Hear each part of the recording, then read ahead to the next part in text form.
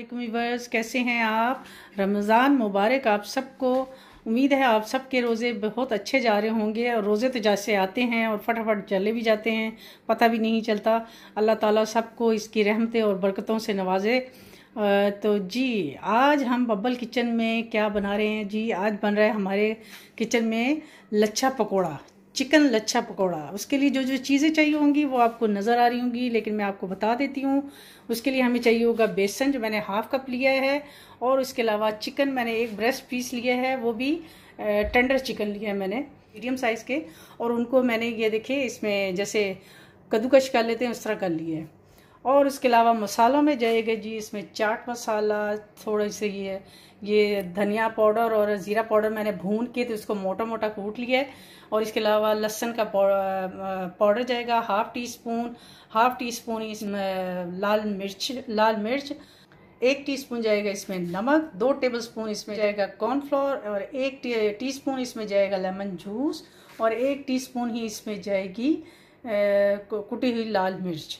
तो ये बहुत आसान है, बहुत जल्दी से बनते हैं। तो अपनी रेसिपी स्टार्ट करने से पहले मैं आप सबको ये कहूँगी कि जिसने अभी तक मेरे चैनल को सब्सक्राइब नहीं किया तो प्लीज़ इसको सब्सक्राइब करें, लाइक करें और शेयर करें मेरी रेसिपीज़ को।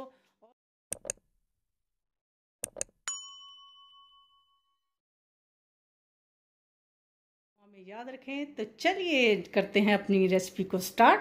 लेट्स गो जी। तो बाकी सारी चीज़ें हमने एक साइड पे कर दी हैं। अब हम जो ये हमारे आलू हैं इनको पानी में डाल के तो मैंने रख दिया था कि ताकि इनका कलर जो है वो चेंज ना हो। अब हम इसमें से सारा पानी ड्रेन कर लेंगे। तो सबसे पहले हम अपने आलूओं में से पानी निकाल देंगे जी। ये हमने इसमें से सारा पानी इसका निकाल दिया है। तो अब हम इसमें डालेंगे अपने ये जो मसाले हैं, अपने जितने मैंने आपको मसाले बताए उनमें से आधे हम इसमें डालेंगे और आधे अपने चिकन में डालेंगे। ये गई इसमें लाल मिर्च, ये इसमें गया कॉर्नफ्लोर, आधा इसमें जाएगा, और ये गई इसमें कुटी लाल मिर्च सारा लिया है। 1 टीस्पून मैंने ये लिया था कुटा हुआ धनिया और ज़ीरा, इसको मैंने भून के रख लिया था। और इसमें जाएगा लहसुन का पेस्ट कह रही हूँ, लहसुन का पाउडर आधा इसमें गया, और आधा इसमें जाएगा नमक। और अब हम इसको करेंगे और डालेंगे इसमें बेसन भी आधा इसमें जाएगा। थोड़ा सा हम उसमें बचाएंगे चिकन में डालने के लिए। तो अब हम करेंगे इसको मिक्स जी। तो अब हम इसको करेंगे अच्छी तरह से मिक्स। आप मसाले अपने हिसाब से डाल सकते हैं जो आपको पसंद हो। ये देखिए ये हमारे जो आलू है इसमें हमने जो मसाले डाले थे वो मिक्स हो गए। अब हम इसको करेंगे एक साइड पे रखेंगे और करेंगे अपने चिकन की मैरिनेशन।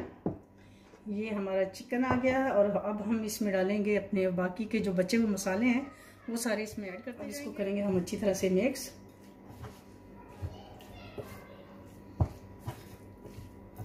मैरिनेशन करने के बाद हम इसको रखेंगे 5 मिनट के लिए। हम इसको मैरिनेट करके रखेंगे ताकि हमारे जो मसाले हैं इसके अंदर हम डाले थे वो अच्छी तरह से इसमें जज्ब हो जाए।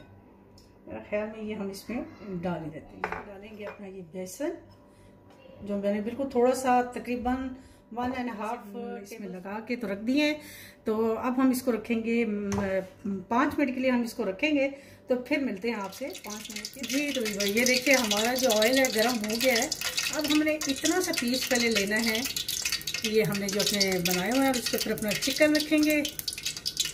ये देखिए ऐसे, फिर ऐसे ही हम इसको ऊपर और रख के तो इसको कोट कर देंगे सारा।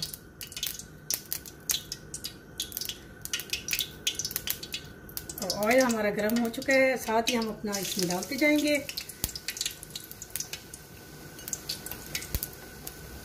ये देखिए ऐसे करके हमने इसमें रखना है। पहले जो पोटैटोज हमने अपने बनाए थे, फिर हमने ये आलू चिकन रखा, फिर हमने इसके ऊपर चिकन रखेंगे, फिर हम ऊपर ये रखेंगे और इसको अच्छी तरह से कवर कर देंगे और इसको रखेंगे ऑयल के अंदर। जो हमने पहले डाले हैं उनको हम उल्टा लेंगे। ये देखिए कितना अच्छा लच्छेदार हमारे जो पकोड़े हैं, चिकन लच्छा पकोड़े, ये देखिए कितने अच्छे लग रहे हैं ना देखने में जी। तो अब हम इनको देखते जाएंगे साथ साथ और इनको देखेंगे कि ये हमारे, ये देखिए कितना अच्छा लग रहा है ना।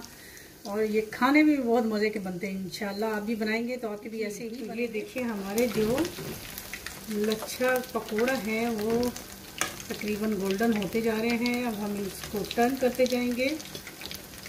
एक साइड से गोल्डन हो जाए तो दूसरी साइड से इसको टर्न कर लें। ये नज़र आ रहे होंगे आपको इनके लच्छे। इनको निकाल लेते हैं।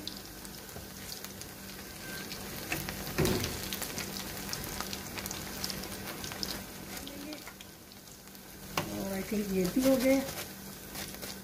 फाइनल लुक इसके दिखाती हूँ जी। तो ये देखिए हमारा लच्छा पकोड़ा बनकर तैयार हो गया है और देखने में ही लजीज और मज़ेदार लग रहा है, क्रिस्पी सा।